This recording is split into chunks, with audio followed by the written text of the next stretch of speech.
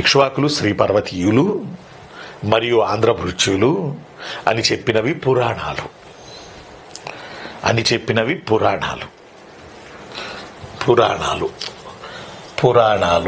ఒక నిమిషం ఉండండి. పురాణాలు, రామాయణం, ఏనన్నా ధర్మామృతం,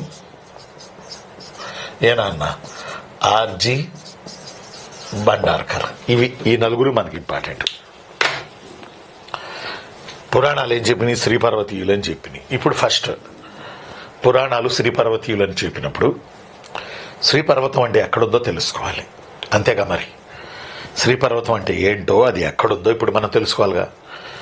శ్రీపర్వతం అంటే నాగార్జున కొండ. ఇక్ష్వాకుల రాజధాని శ్రీపర్వతం కాదు. వీళ్ళని శ్రీపర్వతీయులు అంటారు. ఇక్ష్వాకుల్ని శ్రీపర్వతీయులు అంటారు, నో డౌట్.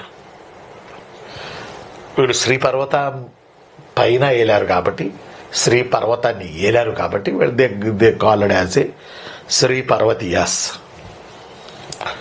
శ్రీపర్వతం అంటే నాగార్జున కొండ. కానీ ఇక్ష్వాకుల రాజధాని అని అడిగితే మీరు విజయపురి అని పెట్టాలి.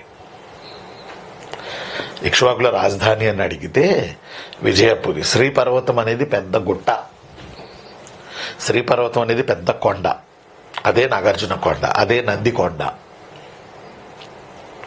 అదే నాగార్జున కొండ, అదే నందికొండ, అదే శ్రీపర్వతం, అదే దక్షిణాది బుద్ధగయ. రాసుకుంటున్నారా మస్తాన్వల్లి?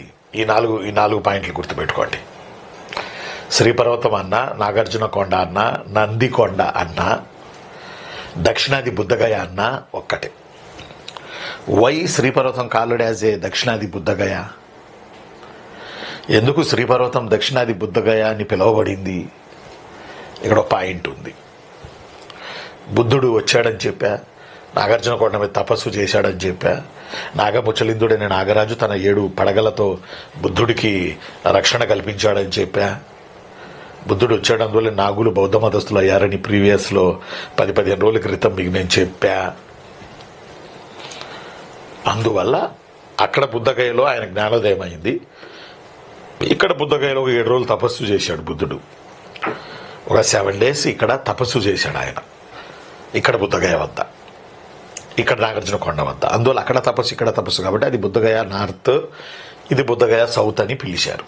కాబట్టి శ్రీపర్వతం అన్నా, నాగార్జున కొండ అన్నా, నందికొండ అన్నా, దక్షిణాది బుద్ధగయ అన్నా ఒక్కటే.